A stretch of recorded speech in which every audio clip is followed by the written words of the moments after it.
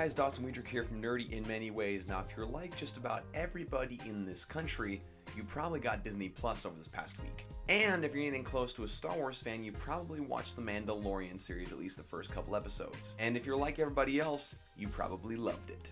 Yes, this is a review of the first episode of The Mandalorian. I was finally able to get it this past week, at least I was able to get Disney Plus and finally watch it, and dare I say, this thing is fantastic. Now, was I as excited for this as I am for the Kenobi series? Not necessarily, just because we don't know the Mandalorian necessarily, or at least the character, the Mandalorian, and so I wasn't as stoked for this one, but it turns out to be quite a winner in my book. So before I get any further, there's going to be a couple spoilers ahead. I'm not necessarily going to go through the entire plot like I have for my past couple of movie and television show reviews, but I will be mentioning some things that are important to the plot, so if you don't want things spoiled for you, just letting you know there's some spoilers ahead.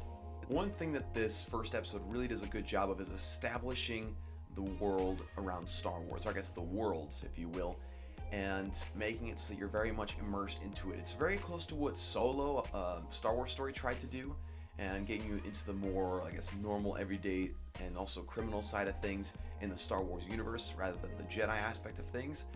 But this one does a really good job of it, getting you into the bounty hunter underworld. And of course you follow a Mandalorian who's simply referred to as Mando, which I actually think is kind of cool. It's almost kind of like the concept of a main character with no name. But for some reason you still really relate to this character, even if you really don't know who he is.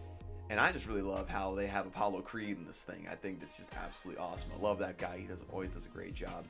And he does a great job in here as a bounty hunter, I guess, mediator of jobs, right? He's the head of the bounty hunter clan in this area. And again, this just does such a great job making you feel like you're immersed in the Star Wars universe.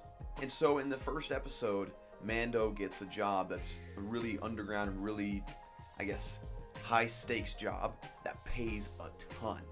And basically gonna get paid in these like smelts of this kind of metal that can be melted down to be made into Mandalorian armor, or really good Mandalorian armor, which is really, really expensive and hard to come by. And being a Mandalorian is just basically like a religion, right? You have this armor, you get these different crests for your like your family, or like I guess your honor, and you get to see kind of that side of things. And is it just me, or does every time that Mando upgrades his armor just kind of feels like a leveling up portion of a video game? That's kind of how it feels to me, which is kind of cool. I'm not complaining. And so basically, Mando is given this job, and it's pretty sketchy overall because, again, this is the time after the Empire has fallen, and there's stormtroopers around this whole thing, and this guy giving him the job. So it's really sketchy. And so Mando goes out, he goes to this planet, and he gets some help from a local who's basically seen so many bounty hunters come through there and die, and he just wants whatever's there to be settled and taken care of so that he can just, live on in peace on this planet. And Mando, of course, encounters another bounty hunter droid, which it's established pretty early that he's not very fond of droids. We don't necessarily know why, but he's not. But it's a funny encounter between him and this bounty hunter droid, because the bounty hunter droid sees that they're pinned down by a bunch of people trying to get him, and he keeps wanting to initiate self-destruct, but the Mandalorian responds in such a funny way. He's just like, just don't self-destruct, please don't. It's pretty funny. I thoroughly enjoyed how they pulled that off. Then they finally find the person that the bounty is on.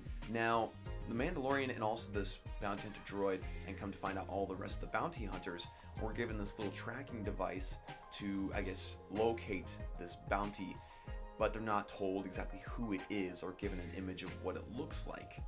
And so they approach it closer. It turns out to be a baby version of a Yoda species, and I don't gush over cute things very often, but I have to say, this thing is dang cute. Like, forget getting a cat or a dog for Christmas. I want a freaking baby Yoda, not a toy baby Yoda. I want an actual, real baby Yoda. That is what I want, and I'm sticking to that.